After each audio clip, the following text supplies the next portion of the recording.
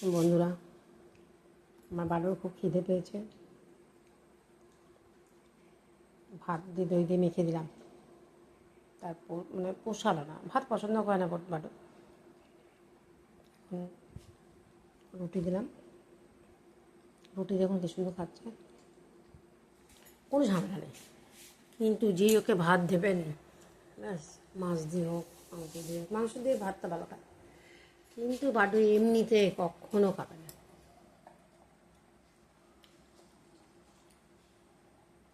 বাবা খাওয়ার এমনি ঝামেলা নেই, কিন্তু একটু বড়ো লোকিয়া ভাব আছে,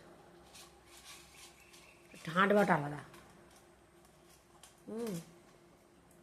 আজকে যেহেতু ভোলে বাবার বার, আজকে আমাদের বাড়িতে মাছ হয়নি, করিনি। মাছ আছে কিন্তু করিনি।